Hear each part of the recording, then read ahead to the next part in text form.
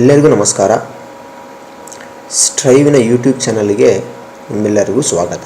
Today we are going to learn about acids, bases and salts. A few years ago, while introducing this chapter, I asked the class if they had ever heard of these three names. Then one student said, "Sir, acid salts ಗೊತ್ತಿಲ್ಲ, but base ಅನ್ನೋ word ಕೇಳಿದ್ದೀನಿ. ಎಲ್ಲಿ ಕೇಳಿದ್ಯಾ ತಂದೆ ಅಂತ ಕೇಳಿದೆ. ಅದಕ್ಕೆ ನನ್ನ ಮಗ ಕೊಟ್ಟಿದ್ದ answer,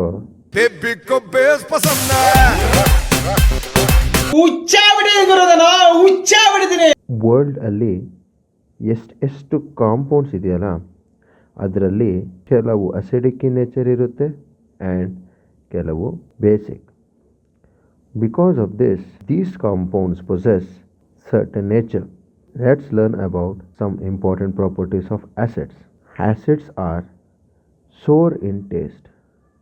I can bet 99% of you ಈ ವರ್ಡ್ನ ಸೋರ್ ಅಂತಲೇ ಹೇಳ್ತೀರಾ, ಬಟ್ ಇದ್ರದ್ದು ಆ್ಯಕ್ಚುಯಲ್ ಪ್ರೊನೌನ್ಸಿಯೇಷನ್ನು ಸಾವರ್ ಅಂತ. ಸಾವರ್ ಅಂದರೆ ಹುಳಿ ಅಂತ. But bases are bitter in taste. Bitter ಅಂದರೆ ಕಹಿ ಅಂತ. ಇದು ಆಲ್ರೆಡಿ ನೀವು 7th ಇರಬೇಕಾದ್ರೆ ಕಲ್ತಿದ್ರಿ. ಏನು ಮಾಡೋಣ, ನಿಮಗೆ ನೆನ್ನೆ ಹೇಳ್ಕೊಟ್ಟಿದ್ದೆ ನೆನಪಿರಲ್ಲ, ಇನ್ನು 7th ಸ್ಟ್ಯಾಂಡರ್ಡ್ದು ಎಲ್ಲಿ ನೆನಪಿರುತ್ತಲ್ವಾ. Now let's discuss about indicators. They are the substances that change color to indicate whether a substance is acidic or basic. ಅಂದರೆ ಈ ಸಬ್ಸ್ಟೆನ್ಸಸ್ಸು ಆ್ಯಸಿಡ್ ಅಥವಾ ಬೇಸ್ ಜೊತೆಗೆ ಮಿಕ್ಸ್ ಮಾಡಿದ್ರೆ ಇದು ಕಲರ್ ಚೇಂಜ್ ಆಗಿಬಿಡುತ್ತೆ. Same one of my best friend ಥರ. ಒಬ್ಳು ಹುಡುಗಿ ಸಿಕ್ಬಿಟ್ಲು ಅಂತ ನನ್ನ ಮಗ ಯಾವಾಗ ನೋಡಿದ್ರು ನಾನು ಬ್ಯುಸಿ ಇದ್ದೀನಿ ಅಂತ ಹೇಳ್ತಾ ಇದ್ದ. ನನ್ನ ಅವಶ್ಯಕತೆ ಯಾರಿಗಿದೆ? ನನ್ನ ಅವಶ್ಯಕತೆನೇ ಇಲ್ವಲ್ಲ. There are two types of indicators: natural indicators and synthetic indicators. Natural ಅಂದರೆ ನೇಚರಲ್ಲಿ ಸಿಗೋದು. ಸಿಂಥೆಟಿಕ್ ಅಂದರೆ ಮ್ಯಾನ್ ಮೇಡ್.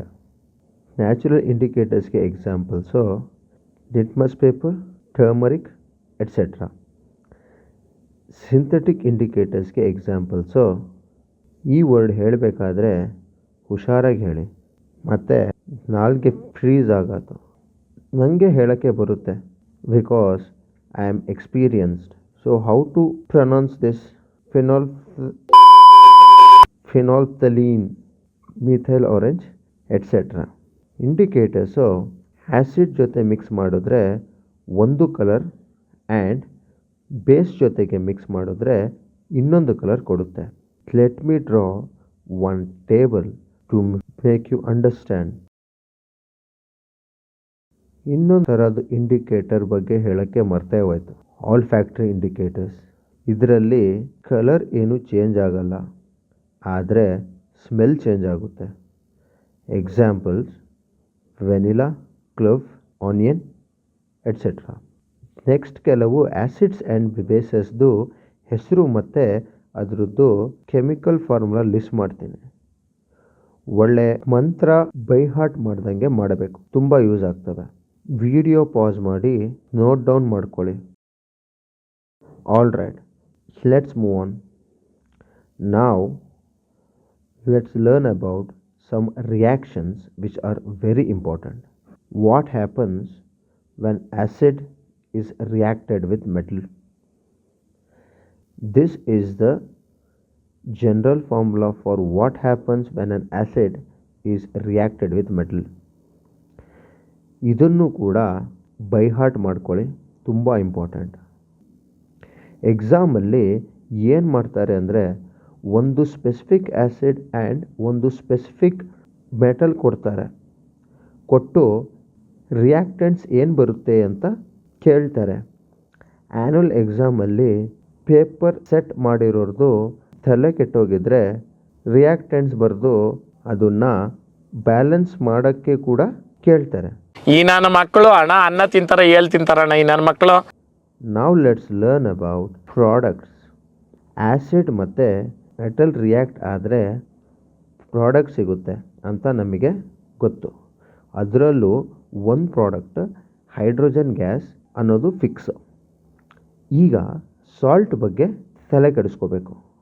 ಸಾಲ್ಟು ಯಾವತ್ತೂ ಎರಡು ವಸ್ತುಗಳಿಂದ ಆಗಿರುತ್ತೆ. ಒಂದು ಕ್ಯಾಟಯಾನ್ ಆ್ಯಂಡ್ ಆ್ಯನಯಾನ್.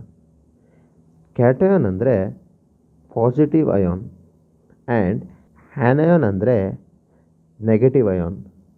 ಸಾಲ್ಟ್ನ ಪಾಸಿಟಿವ್ ಪಾರ್ಟು ಯಾವತ್ತೂ ಮೆಟಲಿಂದ ಬರುತ್ತೆ ಆ್ಯಂಡ್ ಸಾಲ್ಟ್ನ ನೆಗೆಟಿವ್ ಪಾರ್ಟು ಆ್ಯಸಿಡ್ನ ನೆಗೆಟಿವ್ ಪಾರ್ಟಿಂದ ಬರುತ್ತೆ. ಇದನ್ನೆಲ್ಲ ಕಣ್ಣಿಂದ ನೋಡಿ ಕಂಗಾಲಾಗ್ಬಿಟ್ಟಿದ್ದೀನಿ. ಡೋಂಟ್ ವರಿ, ಎಕ್ಸಾಂಪಲ್ ಕೊಟ್ಟರೆ ಇನ್ನೂ ಚೆನ್ನಾಗಿ ಅರ್ಥ ಆಗುತ್ತೆ. What happens when hydrochloric acid reacts with iron filings? Observe the salt here. ಇಲ್ಲಿ ಮೆಟಲ್ ಯಾವುದಿರೋದು? Fe. So Fe becomes salt's positive ion and acid's anion becomes salt's anion, and that's how we get FeCl2.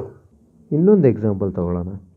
What happens when sulphuric acid reacts with aluminium powder?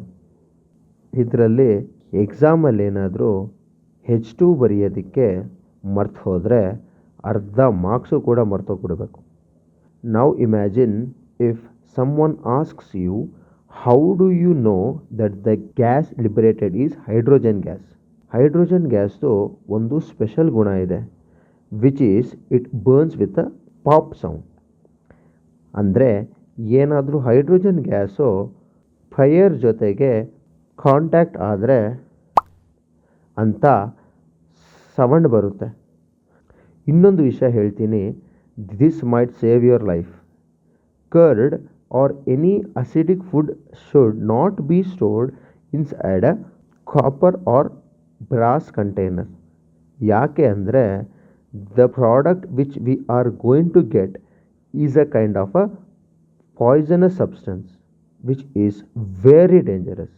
ಫ್ಯೂಚರಲ್ಲಿ compounds formula ನೆನ್ಪಿಡ್ಕೊತಿರೋ ಗೊತ್ತಿಲ್ಲ, but ಇದನ್ನು ಮಾತ್ರ ನೆನ್ಪಿಡ್ಕೊಳ್ಳಿ. ಇಲ್ಲ ಅಂದರೆ ಎಲ್ಲರೂ 10 second ಮೌನಾಚರಣೆ ಮಾಡೋಣ.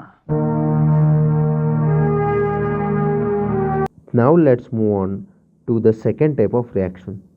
What happens when acids react with any metal carbonate or metal hydrogen carbonate? Again, ಇದರಲ್ಲಿ ಏನು ಹೊಸದಿಲ್ಲ. ಇದರಲ್ಲೂ ನಮ್ಮ ಕೆಲಸ ಸಾಲ್ಟ್ನ ಫಾರ್ಮುಲಾ ಬರೆಯೋದು, because CO2 and H2O are fixed. ಎಕ್ಸಾಮಲ್ಲೂ ಹಾಗೆ ಕೇಳೋದು, when X acid reacts with Y metal carbonate, then which kind of salt do we get ಅಂತ. So here also we are going to apply the same logic as we used in the first case. Again, let's take an example. Now, what happens when acid and base reacts with each other? ಇಬ್ಬರು opposite. ಇಬ್ಬರು ಒಟ್ಟಿಗೆ react ಆದರೆ ಅವು neutralise ಆಗಿಬಿಡ್ತವೆ. So ಅದಕ್ಕೆ ಇದನ್ನು ನಾವು neutralisation reaction ಅಂತ ಕರಿತೀವಿ. ಸಮ್ಟೈಮ್ಸ್ ನಮಗೆ ಅಸಿಡಿಟಿ ಆದಾಗ we consume a thing which is basic in nature, for which we call it as antacid, antacid. Example Eno. Actually Eno ಒಂದು ಬೇಸಿಕ್ ಸಬ್ಸ್ಟೆನ್ಸ್. ಅದು ಹೊಟ್ಟೆ ಒಳಗೆ ಇರೋ ಎಕ್ಸೆಸಿವ್ ಆ್ಯಸಿಡ್ನ ನ್ಯೂಟ್ರಲೈಸ್ ಮಾಡಿಬಿಡುತ್ತೆ. ಇವತ್ತಿಗೆ ಇಷ್ಟು ಸಾಕು, ಇನ್ನೂ ಜಾಸ್ತಿ ಕಲಿಸ್ಬಿಟ್ರೆ ಹೇಳ್ಕೊಟ್ಟಿದ್ದೆಲ್ಲ ಮರ್ತೋಗ್ಬಿಡುತ್ತೆ. ವಿಡಿಯೋ ಏನಾದರೂ ಇಷ್ಟ ಆಯಿತು ಅಂದರೆ ಲೈಕ್ ಮಾಡಿ, ಇಷ್ಟ ಆಗಿಲ್ಲ ಅಂದರೆ ಡಿಸ್ಲೈಕ್ ಮಾಡಿ, ಸಬ್ಸ್ಕ್ರೈಬ್ ಆಗಿಲ್ಲ ಅಂದರೆ ಸಬ್ಸ್ಕ್ರೈಬ್ ಮಾಡ್ಕೊಳ್ಳಿ. ನೆಕ್ಸ್ಟು ಯಾವ ಕಾನ್ಸೆಪ್ಟ್ ಮೇಲೆ ವಿಡಿಯೋ ಮಾಡಬೇಕು ಅಂತ ಕಾಮೆಂಟ್ ಮಾಡಿ. ಮತ್ತೆ ಭೇಟಿಯಾಗೋಣ. ನಮಸ್ಕಾರ.